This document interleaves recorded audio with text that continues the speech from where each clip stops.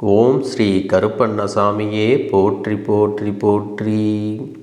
என் அன்பு குழந்தையே, நீ கண்ணீர் விட்டதற்கான பதிலை தரத்தான் உன் அப்பன் கருப்பண்ணசாமி இங்கே வந்திருக்கின்றேன். என் அன்பு குழந்தையே, உன்னுடைய கண்ணீரானது இந்த அப்பனுக்கு மிகவும் விலை மதிப்பில்லாதது என்பதை நான் உன்னிடத்தில் ஏற்கனவே சொல்லி இருக்கிறேன் அல்லவா? என் குழந்தையே, உன்னை யார் என்ன சொன்னாலும் நீ அதற்காகவெல்லாம் உன்னுடைய கண்ணீரை மட்டும் சிந்தி விடாதே. நீ தைரியமாக எதிர்த்து பேச வேண்டும். அதை விட்டுவிட்டு அங்கே நீ கண்ணீரை சிந்திவிட்டால் நீ உன் மனதளவில் பலவீனமாக மாறிவிடுகிறாய் என்பதை எப்பொழுது புரிந்து கொள்ளப் போகிறாய்? உன்னை பலவீனமாக்க வேண்டுமென்றுதான் அவர்கள் உன்னை எந்த ஒரு செயலிலும் குற்றம் குறைகளை கண்டுபிடித்து உன்னை தேடி தேடி அங்கே கஷ்டப்படுத்தி கொண்டிருக்கிறார்கள். உன்னிடத்தில் இருக்கின்ற குறைகளை எல்லாம் இந்த கருப்பண்ணசாமி நிறைகளாக மாற்றுவதற்காகவே வந்திருக்கின்றேன்.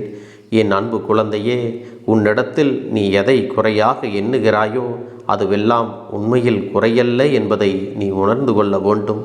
காலத்தின் கட்டாயம், இயற்கை செய்கின்ற வேலையினால் மட்டுமே உனக்கு இத்தகைய நிலைகள் ஏற்பட்டிருக்கிறதே தவிர அதில் உன்னுடைய தவறு எதுவுமே இல்லை.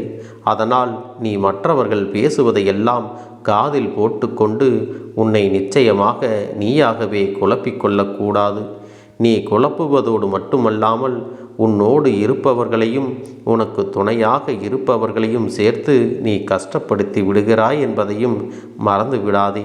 என் அன்பு குழந்தையே, இந்த அப்பன் உனக்கு நல்லதை செய்ய வேண்டும் என்றுதான் எப்போதும் விரும்புகிறேன்.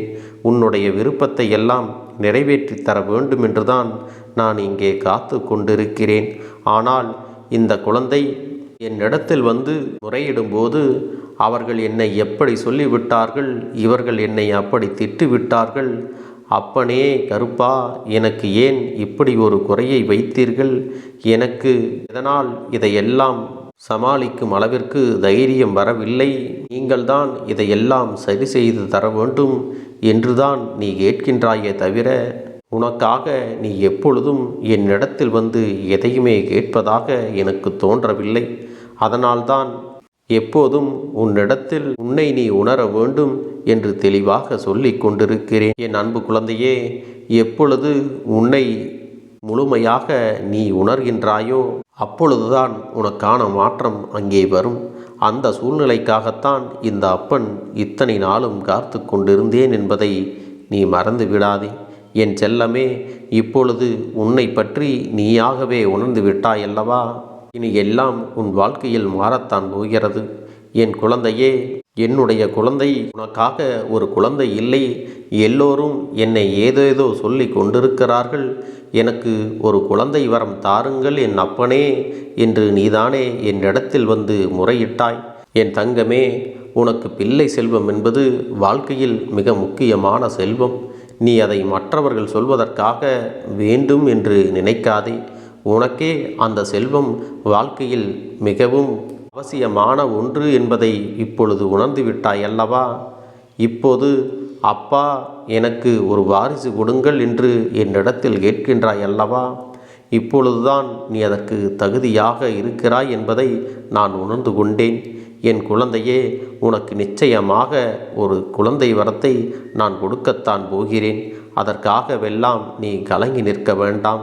உனக்கு முருகனைப் போல அழகான குழந்தை ஒன்று நிச்சயமாக பிறக்கத்தான் போகிறது. அதனால் நீ எதற்காகவும் கலங்க வேண்டாம். இனி ஒருபோதும் யார் பேச்சுக்கும் அங்கே நீ வருத்தம் கொள்ள வேண்டாம். உன்னை பேசுபவர்கள் எப்போதும் எதையாவது பேசிக்கொண்டுதான் இருப்பார்கள். இப்போது உன்னை பற்றி பேசுவார்கள் என்றால் நாளை இன்னொருவரை பற்றி பேசுவார்கள். உனக்கான காரியங்கள் எல்லாம் அங்கே நடந்து விட்டால் உன்னை பற்றி பெருமையாக உன்னிடத்திலே வந்து பேசுவார்கள். அதனால் இன்று இவர்கள் பேசுகின்ற வார்த்தைகளுக்கெல்லாம் நீ ஒருபோதும் இடம் கொடுக்காதே. அவர்களுக்கு இதுதான் முதன்மையான வேலையாக இருக்கிறது. யாரை பற்றி என்ன பேசலாம், பேசுவதற்கு யாராவது கிடைக்க மாட்டார்களா என்று எப்பொழுதும் யாரையாவது புறம் பேசிக்கொண்டே இருப்பார்கள். அப்படிப்பட்டவர்களை எல்லாம் நீ வாழ்க்கையில் முக்கியத்துவம் கொடுத்து உன்னுடைய மனதை நீ தளர விட்டு விடாதே. எப்பொழுதெல்லாம் நீ இவர்களுக்கு உன்னுடைய வாழ்க்கையில் முக்கியத்துவத்தை கொடுக்கிறாயோ அப்பொழுதே உன் வாழ்க்கையில் அவர்கள் எல்லாம் பெரிய மனிதர்கள் போல தீர்ப்புகளை சொல்லிவிடுவதற்கு தானாக ஓடி வந்து விடுகிறார்கள். உன்னை பற்றி பேசுவதற்கெல்லாம் அங்கே அவர்களுக்கு தகுதி இல்லை என்பதை நீ மறந்துவிடக்கூடாது. குழந்தை செல்வம் என்பது ஒரு குறை அல்ல.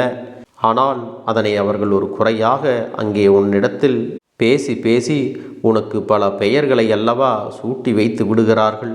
என் குழந்தையின் மனம் படும்பாடு உன் அப்பனான நான் அறியாமல் இல்லை. உன்னுடைய அந்த கஷ்டம் என் மனதையும் சேர்த்து அல்லவா பதைக்க வைக்கின்றது.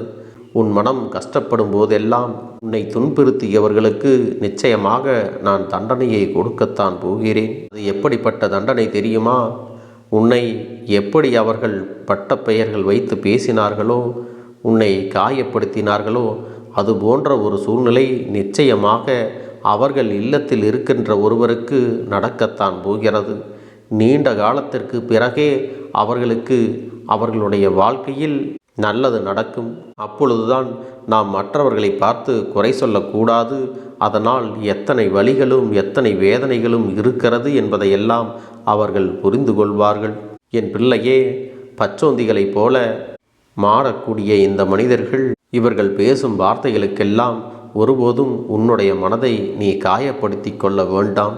நீ இந்த கருப்பண்ண சாமியினுடைய பிள்ளை அல்லவா? நீ வேறு யாருடைய பேச்சிற்கும் மயங்க வேண்டிய அவசியம் எதுவும் இல்லை. என் குழந்தையே, உனக்கு நான் ஒரு வரத்தை தருவதோடு மட்டுமல்லாமல் என்னுடைய குழந்தையின் பிள்ளை செல்வத்திற்கும் நல்ல எதிர்காலம் அமையும்படி நான் ஆசீர்வாதம் செய்கின்றேன். உன்னுடைய இல்லத்தில் இனிமேல் நிச்சயமாக நல்ல காரியங்கள் எல்லாம் நடக்கத்தான் போகிறது. என் அன்பு குழந்தையே, குழந்தை செல்வம் உனக்கு கிடைக்கப் போகின்ற நேரம் நிச்சயமாக நீ சந்தோஷத்தில் துள்ளி குதிக்கத்தான் போகின்றாய். அப்பனே நன்றி என்று இந்த அப்பனை தேடி நீ வரத்தான் போகிறாய். என் குழந்தையே, உன்னை போல உன்னுடைய அந்த பிள்ளை செல்வமும் இந்த கருப்பனின் அன்பினை நிச்சயமாக ஏற்றுக்கொள்ளும். நீ உன்னுடைய குடும்பத்தோடு ஒற்றுமையாக பேரும் புகழும் பெற்று சந்தோஷமாக வாழத்தான் போகிறாய். என் தங்கமே, வாழ்க்கையில் இதுவரை உனக்கு எத்தனையோ கஷ்டங்கள் எல்லாம் வந்திருக்கிறது. எத்தனையோ பேர் அங்கே உன்னை வீழ்த்த வேண்டும் என்றும் நினைத்திருக்கிறார்கள், காயப்படுத்தியும் இருக்கிறார்கள். அதற்கெல்லாம் நீ நல்ல பதிலை இனிமேல்தான் கொடுக்கப் போகிறாய். அதனால் என் அன்பு குழந்தையே, உனக்கான காலம் வரும் வரை நீ காத்திருக்க வேண்டும். அது மட்டுமல்ல, யாராவது வந்து உன்னை காயப்படுத்த வேண்டும் என்ற எண்ணத்தோடு உன்னிடத்தில் பேசினால் அவர்களுடைய வார்த்தைகளுக்கெல்லாம் நீ பதிலளிக்காதே. மௌனமாக அவர்களை விட்டு ஒதுங்கிவிடு. அதிலேயே அவர்கள் எல்லாம் புரிந்து கொள்வார்கள். அவர்களின் பேச்சில் உனக்கு விருப்பம் இல்லை என்று நீயாகவே அவர்களிடத்தில் வாய் கொடுத்து ஏதாவது பேசிவிட்டால் அந்த பேச்சை வைத்தே தேவையில்லாத வார்த்தைகளை எல்லாம் சொல்லி உன்னை காயப்படுத்தி விடுவார்கள். அதனால் நீ மௌனமாக ஒதுங்கி விடுவது உனக்கு மிகவும் நல்லது. ஏனென்றால் இங்கே இருக்கின்ற சிலரை எல்லாம் யார் நினைத்தாலும் திருத்த முடியாது. அவர்களுக்கு அதை புரிந்து கொள்கின்ற சக்தியும் இல்லை, மனப்பக்குவமும் இல்லை. அவர்களுக்கெல்லாம் வாழ தகுதியே இல்லை. அப்படிப்பட்ட மனநிலையில் சிலரெல்லாம் இருக்கத்தான் செய்கிறார்கள். அவர்களுக்கு பிறருடைய மனதை புண்படுத்துவதே தொழிலாகவும் வைத்திருக்கிறார்கள். இப்படிப்பட்டவர்களை எல்லாம் நீ கருத்தில் கொள்ள தேவையில்லை என்பதை நீ புரிந்து கொள். அப்பன் சொல்லும்போதே உன் மனதில் இப்படிப்பட்டவர்களை எல்லாம் நீ முக்கியத்துவம் கொடுத்து வைத்திருக்கிறாய் என்றால் நிச்சயமாக அவர்களை எல்லாம் தூக்கி எறிந்துவிட வேண்டும்.